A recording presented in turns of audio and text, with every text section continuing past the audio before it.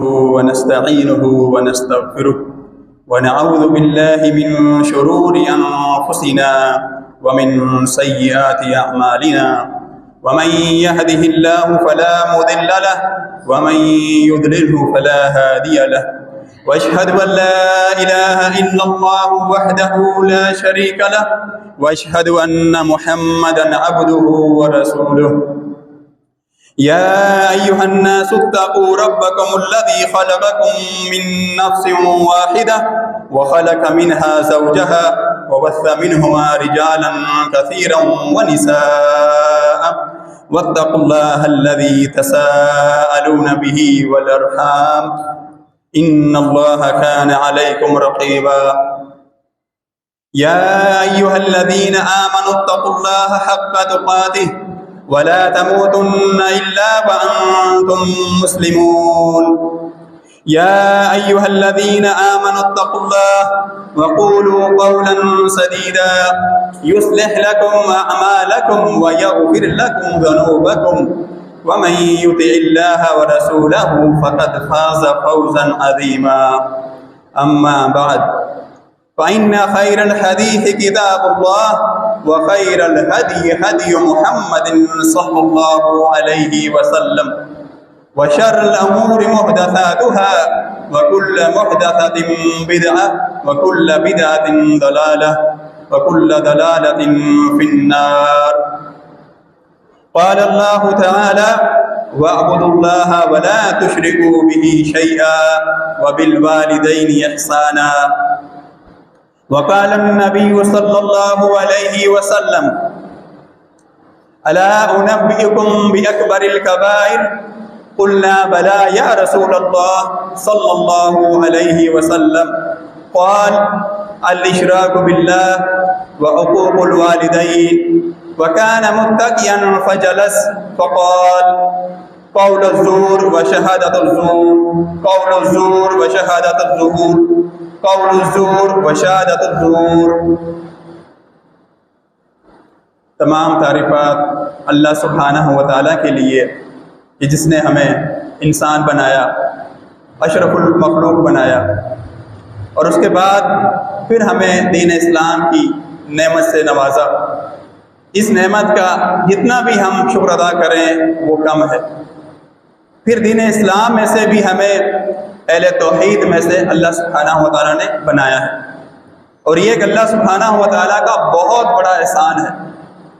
جب امت اتنے فرقوں میں بڑھ چکی ہے تو یہ اللہ تعالیٰ کا احسان ہے کہ ہمیں اللہ سبحانہ و تعالیٰ نے اس نجات پانے والے فرقے میں رکھا ہے جو اہل توحید ہیں، جو نبی علیہ السلام کی سنت کو مضبوطی سے تھامنے والے ہیں۔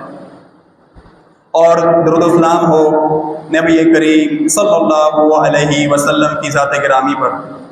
سامعین محترم، آج ہم بات کریں گے مختصراً عقیدہ توحید اور شرک کے حوالے سے، کیونکہ توحید ایسی چیز ہے، اسی کے لیے اللہ سبحانہ و تعالیٰ نے ہمیں بنایا ہے۔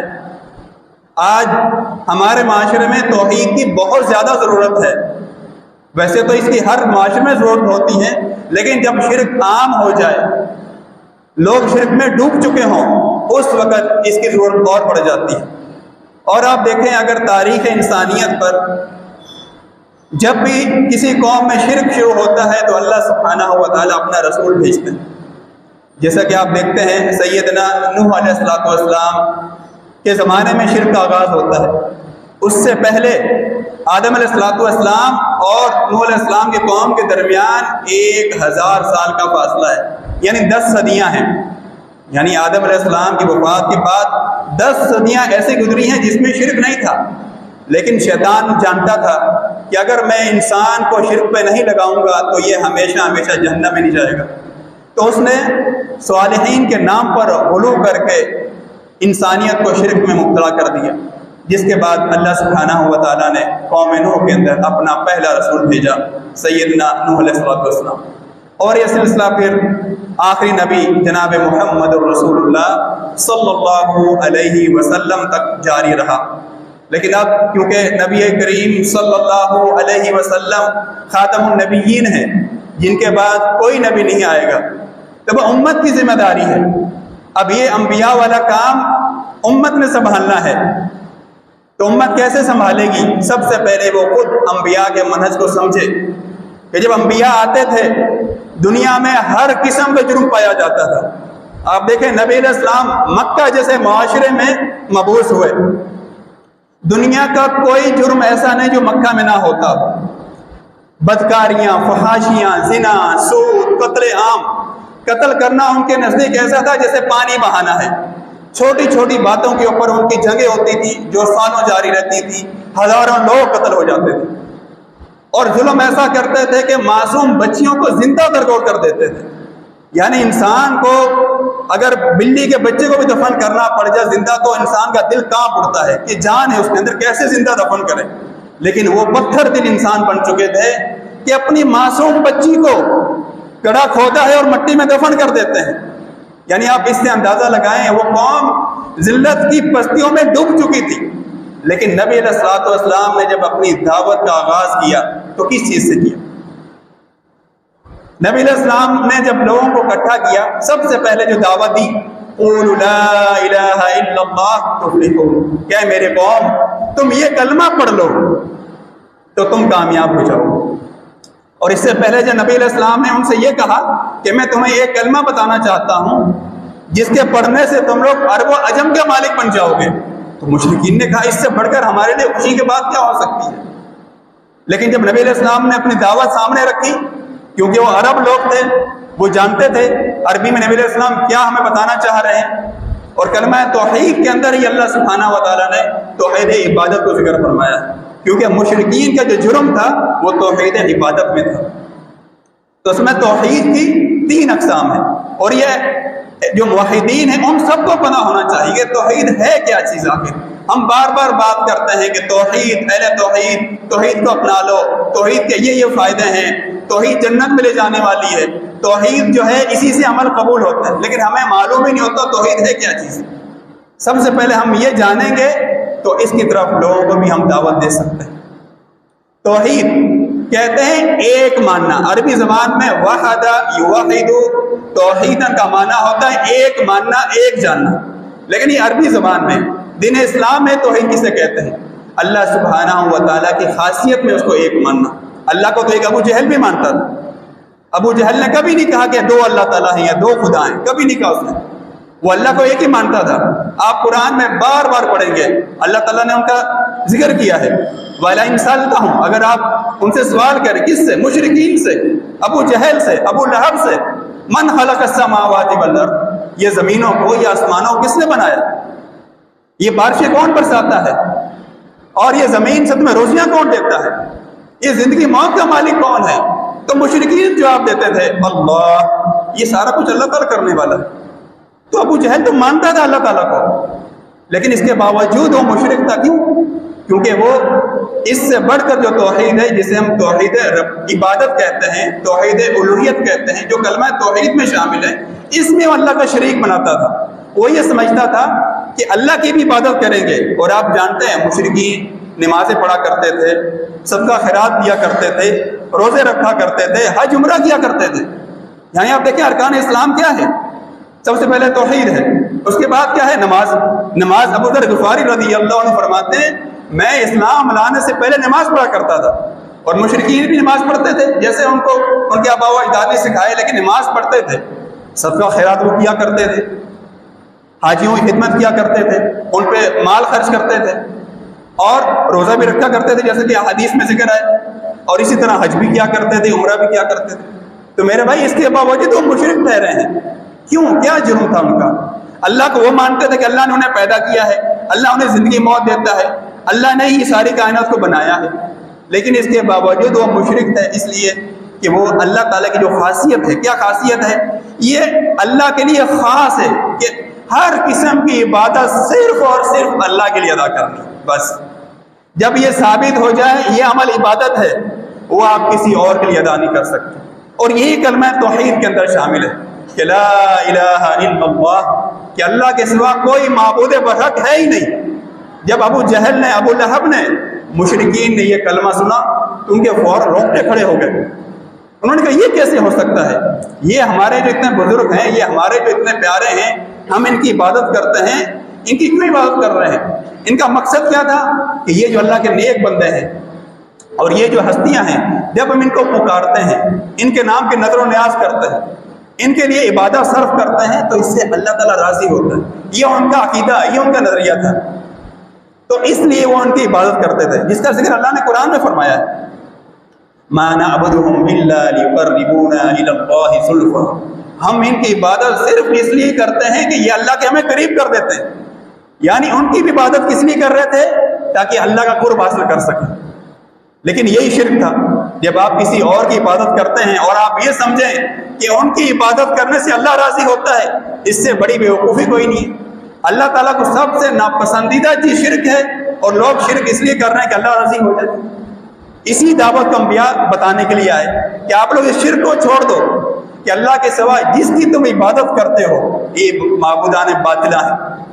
اس لیے مشرکین نے اس دعوت کو قبول نہیں کیا کہ یہ نہیں ہو سکتا، ہم ایک اللہ کی عبادت نہیں کر سکتے۔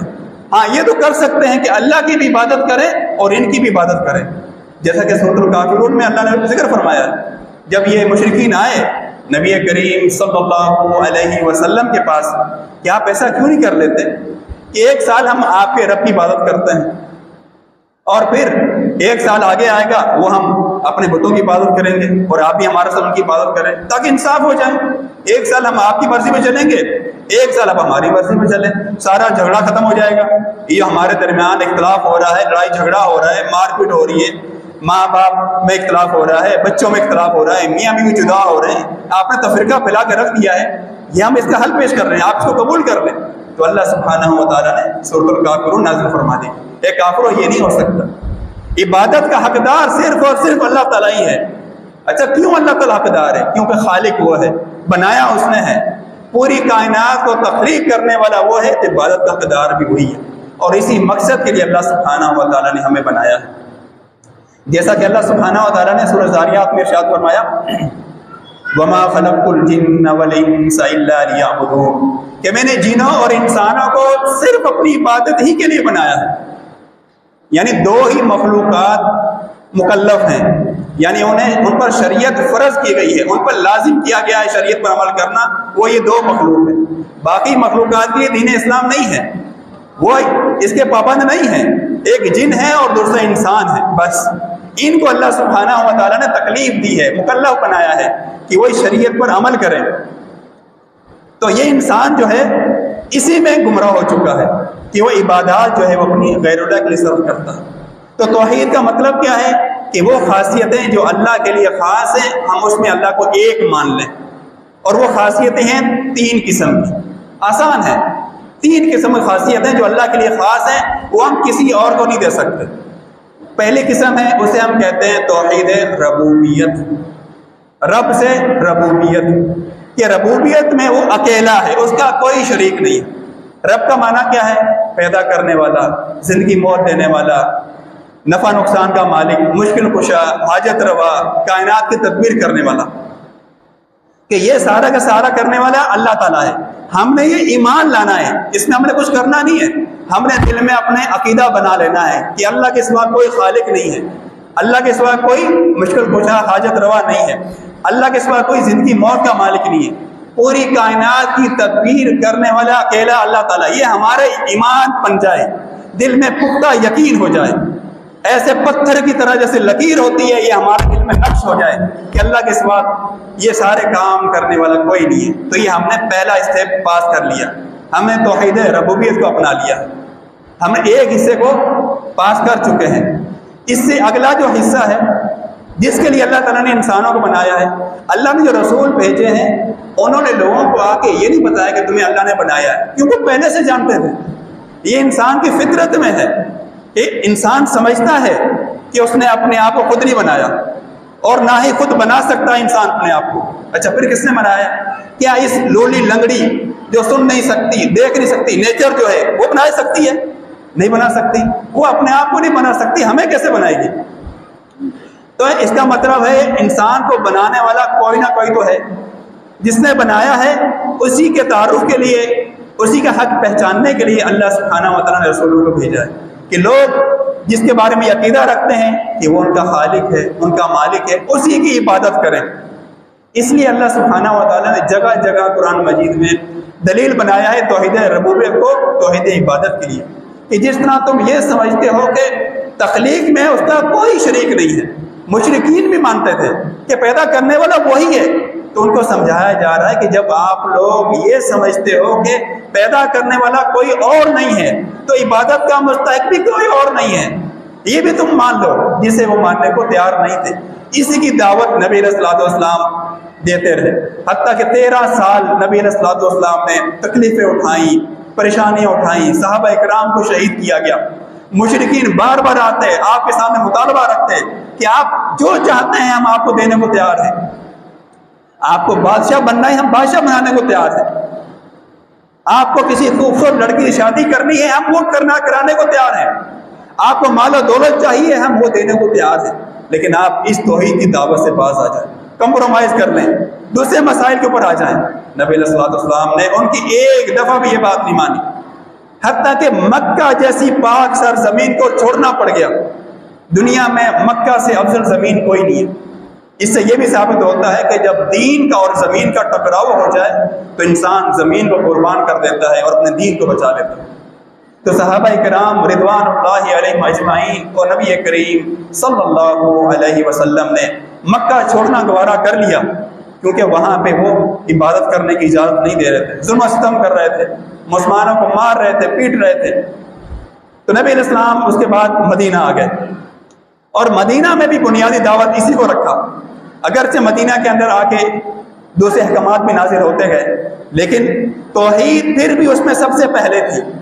جیسا کہ میں نے ابھی آپ کے سامنے جو سورۃ النساء پڑھی ہے، اب سورۃ النساء جو ہے وہ مدنی سورت ہے، مدینہ کے اندر نازل ہوئی ہے، لیکن اس میں اللہ تعالیٰ کیا فرما رہے ہیں؟ جب حکم دیا اللہ سبحانہ و تعالیٰ نے وَاعْبُدُوا اللَّهَ وَلَا تُشْرِكُوا بِهِ شَيْئًا، مدینہ میں بھی یہی حکم ہے سب سے پہلے کہ صرف اور صرف اللہ کی عبادت کرنی ہے بس، اور اس کے ساتھ کسی بھی چیز کو شریک نہیں کرنا ہے۔ اور حتیٰ کہ نبی علیہ السلام آخری زندگی تک اسی طرح بلاتے رہے، جیسا کہ حدیث میں نبی علیہ السلام نے فرمایا صحابہ کرام سے الا انبئکم باکبر الکبائر، کیا میں تمہیں سب سے بڑے گناہ کے بارے میں نہ بتاؤں؟ صحابہ کرام رضوان اللہ علیہم اجمعین فرماتے ہیں یا رسول اللہ کیوں نہیں، ضرور بتائیے صلی اللہ علیہ وسلم۔ نبی علیہ السلام فرماتے ہیں سب سے بڑا جرم، سب سے بڑا گناہ الاشراک باللہ، کہ اللہ کے ساتھ شرک کرنا ہے۔ یعنی آپ اگر احادیث کا مطالعہ کریں، جب بھی نبی علیہ الصلوۃ والسلام کبیرہ گناہوں کا ذکر کرتے ہیں شرک سب سے پہلے بیان کرتے ہیں، سب سے پہلے شرک، کیونکہ اس سے بڑا جرم کوئی نہیں ہے۔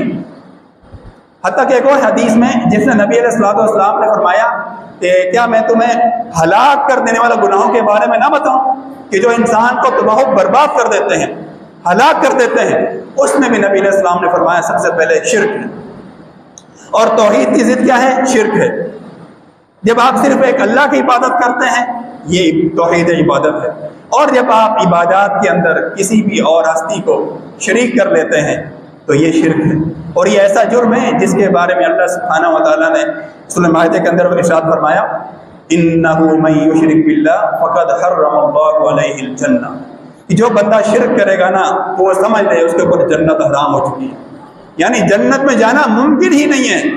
تو جنت میں جب وہ جنت میں جانے سے وہ محروم ہو گیا ہے، جہنم کا مستحق بن گیا ہے، تو دنیا میں وہ فتنہ فسادی مچائے گا نا، جبھی تو جہنم کا مستحق بنے گا۔ اور دوسری آیت میں اللہ تعالیٰ نے فرمایا ان اللہ لا یغفر ان یشرک بہ ویغفر ما دون ذلک لمن یشاء، کہ اللہ تعالیٰ شرک کو معاف ہی نہیں کرے گا، جو بندہ اللہ تعالیٰ کے حضور شرک لے کر آ گیا اس کی معافی نہیں، وہ گناہ معاف نہیں ہو سکتا، باقی گناہ اللہ کی مرضی ہے۔ قیامت کا دن ہے، اگر اللہ تعالیٰ کسی کے ساتھ عدل و انصاف کرے گا تو اس کو اس کے گناہوں کے برابر سزا ملے گی، لیکن بالآخر جہنم سے نکال دیا جائے گا۔ لیکن شرک ایسا جرم ہے جو اللہ تعالیٰ کہتا ہے کہ میں اسے معاف نہیں کروں گا۔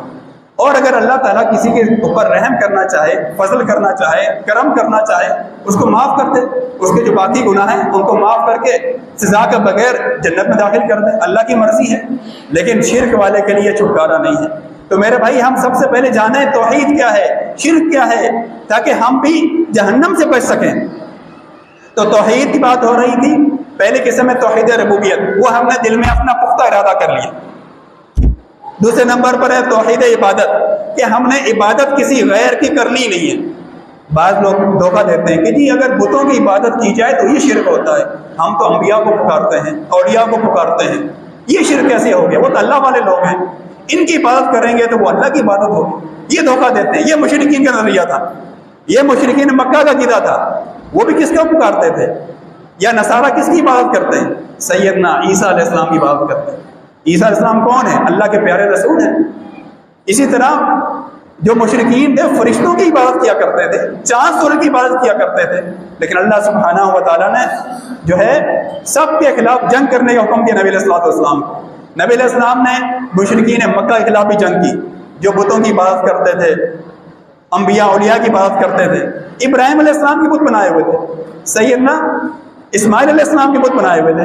نبی علیہ السلام نے یہ نہیں کہا چلو جی جو لوگ ابراہیم علیہ السلام کی عبادت کر رہے ہیں کیوں وہ اللہ کے نبی ہیں، چلو خیر ہے ان کو چھوڑ دیتے ہیں۔ نہیں میرے بھائی، اللہ کے سوا کسی کی عبادت نہیں ہو سکتی، اسی لیے اللہ تعالیٰ نے کیا کہا ہے؟ لا الہ الا اللہ، اللہ کے سوا کوئی معبود برحق ہے ہی نہیں، کوئی عبادت کے لائق ہی نہیں ہے۔ اسی کو اللہ سبحانہ وتعالیٰ نے بار بار قرآن میں ذکر کیا ہے۔ اور ہر نبی جس رسول کی بھی آپ دعوت کو دیکھیں، جب وہ اپنی دعوت کا آغاز فرماتا ہے کیا فرماتے ہیں؟ یا قوم اعبدوا اللہ ما لکم من الہ غیرہ، اے میری قوم کے لوگوں صرف اللہ کی عبادت کرو، صرف اور صرف کس کی عبادت کرو؟ اللہ کی عبادت کرو، اس کے سوا کوئی تمہارا معبود برحق نہیں۔ یعنی آپ پڑھیں گے اگر قرآن میں ترجمے کے ساتھ تو ہر نبی جب آغاز کرتا ہے سب سے پہلے جو دعوت دیتا ہے وہ اسی کی دعوت دیتا ہے، کیونکہ یہ توحید عبادت ہی ایسی چیز ہے جس کی وجہ سے اللہ سبحانہ و تعالیٰ دنیا والے کے اوپر فضل و کرم فرماتا ہے، انعامات فرماتا ہے۔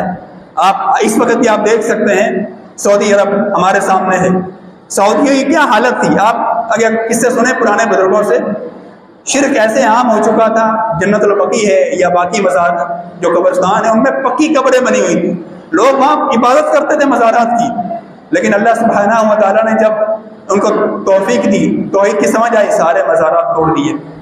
اور عرب کی یہ حالت تھی، حاجیوں کو لوٹ لیا کرتے تھے، حاجی حج کرنے جاتے تھے واپس آتے تھے لوٹ کے آتے تھے، لوگ ڈر کے ہمارے حج کرنے نہیں جاتے تھے، کیوں؟ راستوں میں بدو جو ہیں وہ لوٹ لیتے ہیں، اتنی بدامنی تھی، ایسے بھوکے پیاسے تھے وہ لوگ، کھانے کو نہیں ملتا تھا۔ لیکن اللہ سبحانہ و تعالیٰ کی جب انہوں نے توحید کو اپنا لیا تو آج آپ دیکھیں کتنا احسان ہے۔ دنیا میں اگر کوئی امن والی جگہ ہے سب سے بڑھ کر الحمدللہ اس ملک کا شمار ہوتا ہے، اور آپ دیکھیں ان کی زمین سے اللہ نے خزانے نکال دی ہیں، یہ توحید کی برکت ہے میرے بھائی۔ اگر ہم بھی توحید کو اپنائیں گے اور شرک سے دوری اختیار کریں گے تو ہمارا ملک بھی اسی طرح امن و امان کا گہوارہ بن سکتا ہے۔ اور شرک کی مختلف صورتیں ہیں، تو توحید کی بات کر رہے تھے، اس کے ضد میں شرک ہے، تو پہلی قسم ہے توحید ربوبیت، دوسری ہے توحید عبادت، تیسری ہے توحید اسماء و صفات۔ وہ کیا ہے؟ اللہ تعالیٰ کے پیارے نام ہیں، پیاری صفات الکمال ہیں، اور ہم اللہ تعالیٰ کے ہر اس نام پر ایمان لاتے ہیں، ہر اس صفت پر ایمان لاتے ہیں جو بھی اللہ تعالیٰ نے قرآن میں بیان کر دی یا نبی علیہ الصلوۃ والسلام نے حدیث کے اندر بیان کر دی، ہمارا اس پر ایمان ہے۔ اور کیسے ایمان لاتے ہیں؟ جیسا کہ اللہ کی شان کو لائق ہے۔ یہ آسان توحید ہے میرے بھائی، یہ ہم نے توحید ربوبیت اور توحید اسماء و صفات کیا ہے؟ عقیدہ بنا لینا ہے۔ اصل جو کرنے کی توحید ہے وہ توحید ربوبیت، توحید عبادت ہے، کہ ہم نے اپنے عمل جو ہیں، ہمارے جو اعمال ہوں وہ صرف اور صرف اللہ سبحانہ و تعالیٰ کے لیے ہو جائے۔ جب یہ ہمارے اعمال صرف اللہ تعالیٰ کے لیے ہو جائیں گے تو یہ ہمارے جو باقی مسائل ہیں یہ سارے کے سارے حل ہونا شروع ہو جائیں گے، یہ ساری مشکلات ختم ہو جائیں گی۔ آپ دیکھیں مدینہ ہمارے لیے ایک نمونہ ہے، کیا حالت تھی مدینہ کی؟ دو قبیلے تھے، اوس اور خزرج، آپس میں لڑتے رہتے تھے، آئے روز جنگیں ہوتی تھی، اور تیسرا جو قبیلہ تھا وہ یہود کا تھا۔ یہود کے 3 قبیلے آباد تھے۔ یہود کیا کرتے تھے؟ اس زمانے میں بھی فسادی لوگ ہیں، اس زمانے میں بھی اسی طرح انہوں نے فساد برپا کیا ہوا تھا۔ یہ لوگ اپنا اسلحہ بیچتے تھے، کن کو؟ کچھ لوگ اوس کو بیچتے تھے اور کچھ خزرج کو بیچتے تھے، اسلحہ بیچتے تھے پھر آپس میں لڑاتے تھے تاکہ ہمارا کاروبار بزنس چلتا رہے۔ یہ حالت تھی میرے بھائی مدینہ کی، ہر وقت جنگی ماحول تھا، لیکن جب اللہ سبحانہ و تعالیٰ کے فضل و کرم سے انہوں نے توحید کو اپنا لیا تو امن کا گہوارہ بن گیا۔ اور یہ وقت آتا ہے وہ صحابہ کرام کہ جن کے پاس کھانے کو نہیں ہوتا تھا، پینے کو نہیں ہوتا تھا، اللہ تعالیٰ نے اپنے خزانوں اور اپنی رحمتیں ایسے نازل فرمائیں، اللہ تعالیٰ نے فتوحات اتنی عطا فرمائیں کہ صحابہ کرام فرماتے ہیں کہ جب مال غنیمت کے اندر سونا آیا تو کیسے تقسیم کیا جاتا تھا؟ ہاروں سے کاٹ کاٹ کے تقسیم کرتے تھے۔ کس چیز کی برکت ہے یہ میرے بھائی؟ یہ توحید کی برکت ہے۔ اور توحید میں کوئی پہاڑ نہیں کھودنے پڑتے میرے بھائی، توحید بہت آسان ہے، بس ہم اپنا دل اپنے رب سے جوڑ لیں، ہر عمل ہم صرف اللہ تعالیٰ کے لیے کرنے والے بن جائیں، اعمال میں اخلاص لے کر آ جائیں، ہم چھوٹے سے چھوٹا عمل کریں، بڑے سے بڑا عمل کریں، دل میں یہ نیت ہو، ہمارے دل میں یہ ارادہ ہو کہ ہم نے صرف اور صرف اللہ تعالیٰ کے لیے کرنا۔ اگر یہ ہمارے صرف نیت ہی اتنی عظیم عمل ہے نا کہ اللہ سبحانہ و تعالیٰ اس کی اتنی قدر کرتے ہیں کہ اس وجہ سے بندے کے مقام کو بلند کر دیتے ہیں، اس کا مقام مرتبہ بلند کر دیتے ہیں ساری دنیا سے۔ ایمان کیا چیز ہے؟ یہی تو ایمان ہے۔ ایمان کی تعریف کیا ہے؟ زبان سے ہم اقرار کرتے ہیں، دل سے یقین کرتے ہیں اور بدن سے عمل کرتے ہیں، جو اچھے کاموں سے بڑھ جاتا ہے برے کاموں سے کم ہوتا ہے، یہ ایمان ہے۔ اور ایمان کی بنیاد کیا ہے؟ یہ توحید ہے۔ اور توحید کو آسان لفظوں میں آپ یہ سمجھ لیں کہ آپ کے سارے اعمال اس اللہ کے لیے ہو جائیں، بس اللہ تعالیٰ یہی چاہتا ہے بندے سے۔ جیسا کہ اللہ تعالیٰ نے سورہ بینہ میں ارشاد فرمایا وَمَا أُمِرُوا إِلَّا لِيَعْبُدُوا اللَّهَ مُخْلِصِينَ لَهُ الدِّينَ، کہ انہیں تو صرف یہی حکم دیا گیا تھا کہ وہ اپنے سارے اعمال خالص اللہ کے لیے کر لیں۔ اللہ کو خالص چیز پسند ہے۔ اللہ کہتا ہے عبادت کرنی ہے، کوئی عمل کرنا ہے، وہ خالص میرے لیے کرو، وہ عمل قبول ہوگا، وہ نامہ اعمال میں لکھا جائے گا، اس عمل کی وجہ سے نامہ اعمال میں وزن پیدا ہوگا۔ اگر نامہ اعمال کے اندر وزن نہیں ہے، توحید نہیں ہے، اخلاص نہیں ہے، تو قیامت کے دن نامہ اعمال ہلکا پڑ جائے گا۔ نامہ اعمال کا جب وزن ہوگا میدان حشر کے اندر، یہ جو ہم عمل کر رہے ہیں یہ لکھے جا رہے ہیں، ہم چھوٹے سے چھوٹا عمل کرتے ہیں یا بڑے سے بڑا عمل کرتے ہیں، وہ سارے فرشتے نوٹ کر رہے ہیں، اور قیامت کے دن پھر ان کو نامہ اعمال میں درج لکھا ہوا ترازو میں رکھا جائے گا۔ اور ہمارا ایمان ہے ترازو کے اوپر کہ ترازو قائم ہوگا اور اس میں اعمال تولے جائیں گے، ایک پلڑے میں نیکیاں ہوں گی اور ایک پلڑے میں برائیاں ہوں گی، اور اگر برائیوں والے پلڑے میں شرک، کفر، بدعات آ گئی تو میرے بھائیو پھر جو ہے نیکیوں والا پلڑا جو ہلکا ہو جائے گا، نیکیوں کا وزن ہی نہیں ہوگا۔ وزن اعمال کا بنتا ہے توحید سے، اخلاص سے۔ اگر شرک آ گیا تو پھر ہمارا پلڑا جو ہے نیکیوں والا وہ ہلکا پڑ جائے گا، گناہوں والا بھاری ہو جائے گا، اور اس وقت پھر کیا ہوگا؟ جس کہ اللہ تعالیٰ نے ارشاد فرمایا ہے، اس وقت انسان یہ ایسا موقع آئے گا کہ انسان جو ہے حیران و پریشان ہوگا، پچھتائے گا کاش کہ مجھے نامہ اعمال دیا ہی نہیں جاتا، کیونکہ اسے جب الٹے ہاتھ میں نامہ اعمال دیا جائے گا، کیونکہ وہ ناکام ہو چکا ہے امتحان میں، اور یہ ایسا امتحان ہے کہ جس کے پاس سپلی بھی نہیں ہے۔ دنیا میں کوئی بچہ فیل ہو گیا امتحان میں، اسے دوسرا موقع مل سکتا ہے، دوبارہ امتحان دے سکتا ہے، لیکن قیامت والے دن کا جو امتحان ہے اس میں دوبارہ موقع نہیں ملے گا۔ تو میرے بھائی اگر ہم اس دن کی تیاری کرنا چاہتے ہیں، وہ قیامت کے دن، آج دیکھیں اتنی گرمی محسوس ہوتی ہے ہمیں، سورج اتنا لاکھوں میل دور ہے، لیکن جب سوا نیزے پہ سورج ہوگا تو میرے بھائی اس کے لیے تیاری کر لیں، اور اس کے لیے تیاری کرنے کی بنیاد کیا ہے؟ وہ توحید ہے۔ توحید کیا ہے؟ کہ ہم اپنے سارے عمل صرف اور صرف اللہ کے لیے خالص کر لیں، دلوں کو پاک کر لیں، دلوں کو شرک سے، ریاکاری سے، بدعات سے پاک کر لیں۔ ہم کوئی دنیاوی عمل بھی کرتے ہیں اس میں بھی اپنی نیت خالص کر لیں۔ ہم کام کرنے جا رہے ہیں، ہماری نیت کیا ہونا چاہیے؟ نیت میں ہماری یہ ہو کہ ہم کام کرنے اس لیے جا رہے ہیں تاکہ حق حلال کی کمائی کر سکیں اور ہمارا رب راضی ہو سکے، ہم حلال خود بھی کھا سکیں اور اپنے بچوں کو بھی کھلا سکیں۔ تو میرے بھائی یہ عمل بھی عبادت ہے، یہ عمل ہمارا ضائع نہیں ہو رہا۔ ہم بچوں پہ جو خرچہ کرتے ہیں، بیوی پہ خرچ کرتے ہیں، ماں باپ پہ خرچ کرتے ہیں، یہ بہترین صدقہ ہے۔ صحیح مسلم کی روایت ہے، نبی علیہ الصلوۃ والسلام فرماتے ہیں کہ جو بندے کا سب سے بہترین صدقہ ہے وہ کون سا ہے؟ جو اپنے گھر والوں پہ خرچ کرتا ہے۔ تو میرے بھائی چھوٹے چھوٹے اعمال آپ ان کو چھوٹا نہ سمجھے، یہ بڑے عظیم بن جائیں گے۔ جیسے کہ حدیث میں آتا ہے، بندہ اگر ایک مٹھی بھر بھی جو خرچ کرتا ہے اللہ کی راہ میں یا کھجور خرچ کرتا ہے تو قیامت والے دن یہ اس کا ایک مٹھی بھر خرچ کرنا کتنا بڑا ہو جائے گا؟ جیسے اور پہاڑ ہے، تقریباً 4 کلومیٹر پر پھیلا ہوا ہے اور پہاڑ، اتنا بڑا پہاڑ ہے۔